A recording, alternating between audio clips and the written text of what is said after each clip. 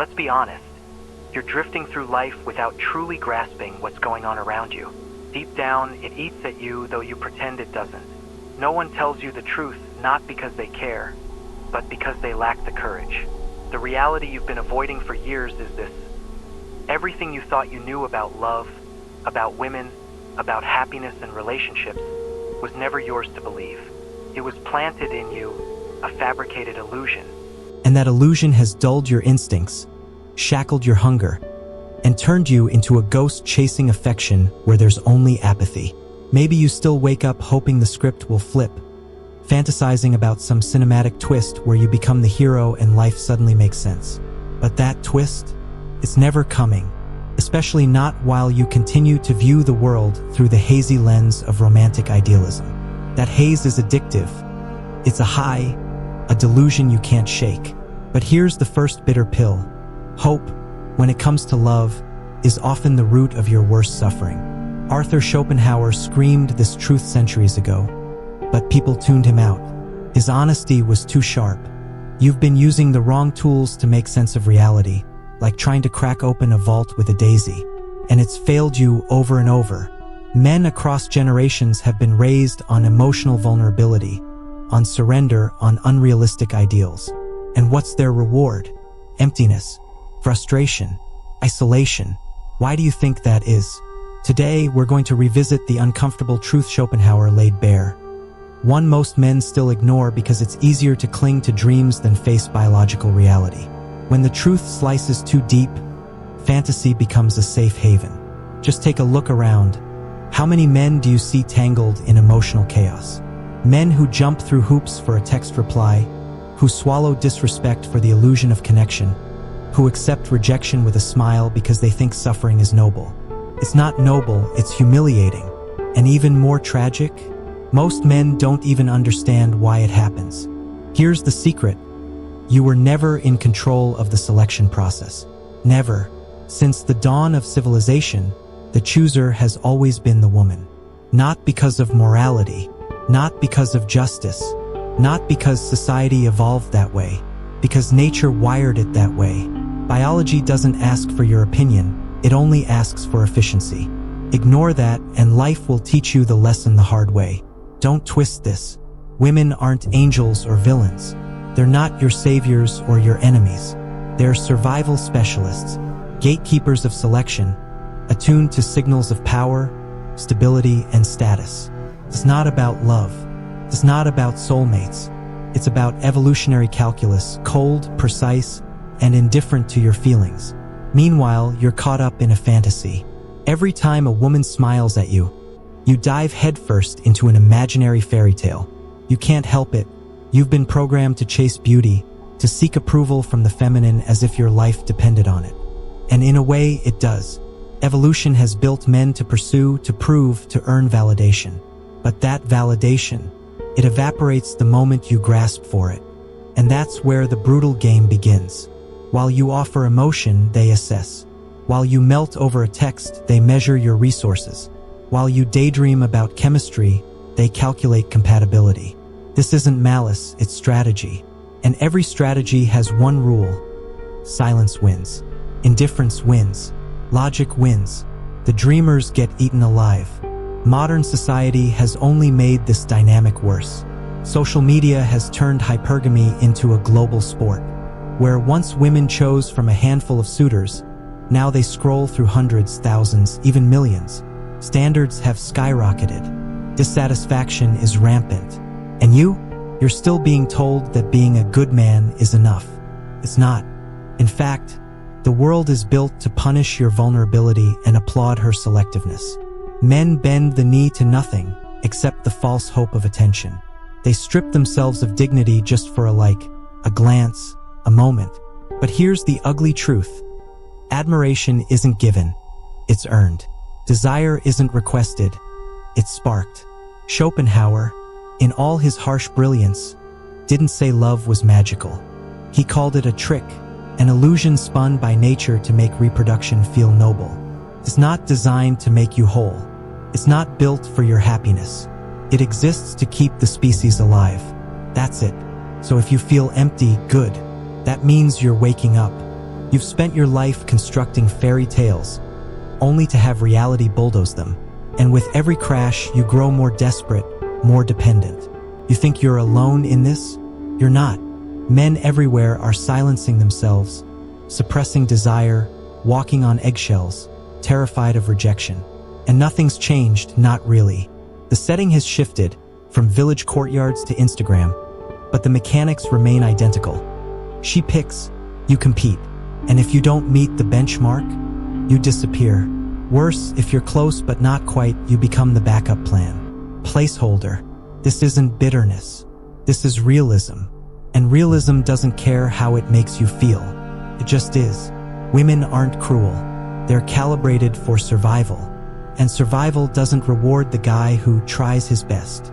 It rewards the guy who brings options to the table and who doesn't need anyone. Here's what no one tells you. Love, as you've been taught, is the biggest scam ever sold. And once you see it, you stop begging and start negotiating.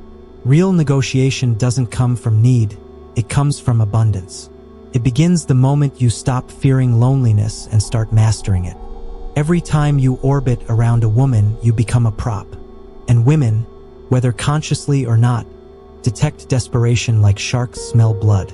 It's the biggest repellent there is. If you want to take back control, reverse the script. Attraction isn't requested, it's evoked. Respect isn't demanded, it's demonstrated. But you've been miseducated since birth. Trained to be soft, submissive, self-sacrificing. Taught that putting her first makes you noble. It doesn't. It makes you invisible. Real difference lies not in compliance, but in independence.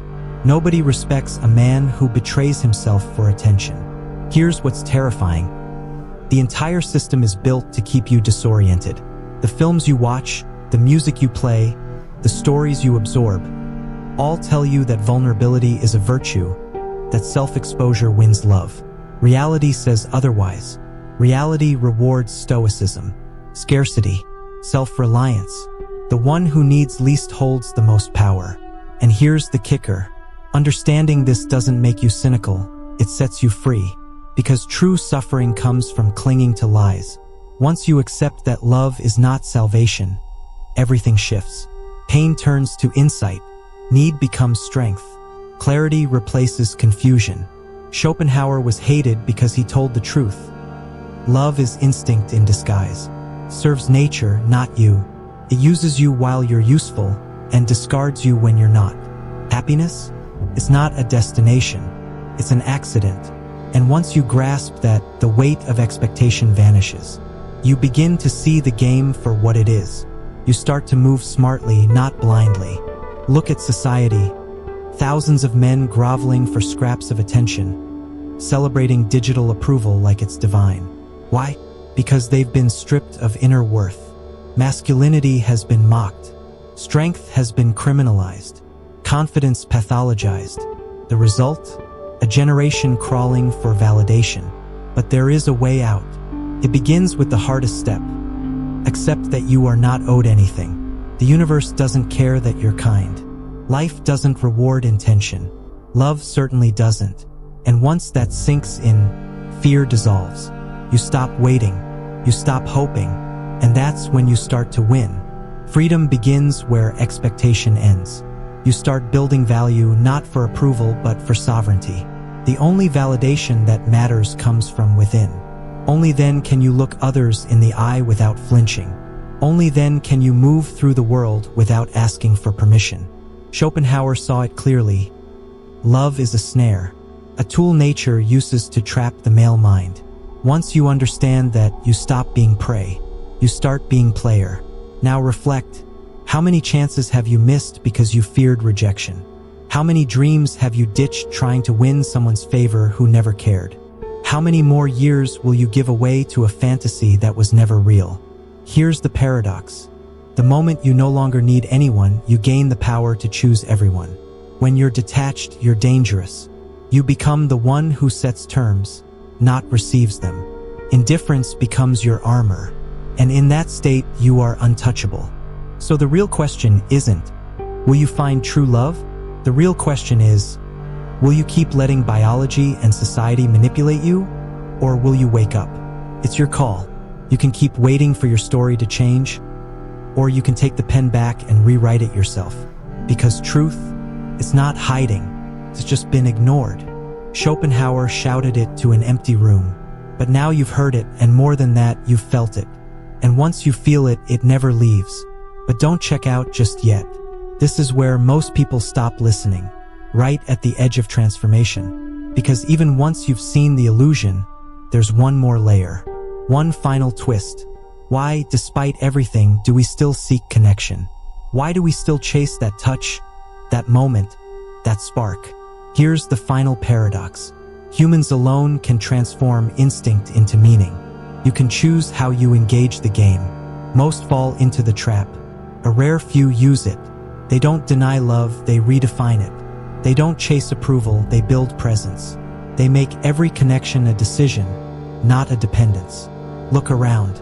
The world is full of survivors, but empty of those who truly live. The ones who do are those who have stared into the abyss and decided to plant their flag there. The key isn't to avoid love, or hate women, or numb yourself. The key is to see it all clearly and still choose to play. On your terms. Can you imagine the kind of strength it takes to be content alone and still decide to connect? That's power. That's magnetism. And that's the one thing most will never understand. That true strength isn't in avoiding pain, but moving through it with your head high. Victory never belongs to the one who sacrifices most, but to the one who stops fearing loss altogether. And those men, they're the ones no one dares to lose. So remember this, most people survive by begging for love. A few rare ones move with freedom by choice, not desperation. The decision is yours. Keep repeating the loop, or break free and walk your own path. Stop playing with rigged cards. Be the one who shuffles the deck. And if you've made it this far, drop this in the comments. I choose my rules, not my need. Only those who felt the edge of truth will understand. Subscribe, because here we don't dress lies in pretty packaging. We tear down illusions and give you the tools to build your own foundation. Most will click away and go back to sleep. But you won't sleep the same after this. See you next time. And remember, those who truly wake up never close their eyes again. Let it all burn if it must. Because for the first time, you haven't just heard the truth. You've become it. And that feeling, it never fades. See you soon, player.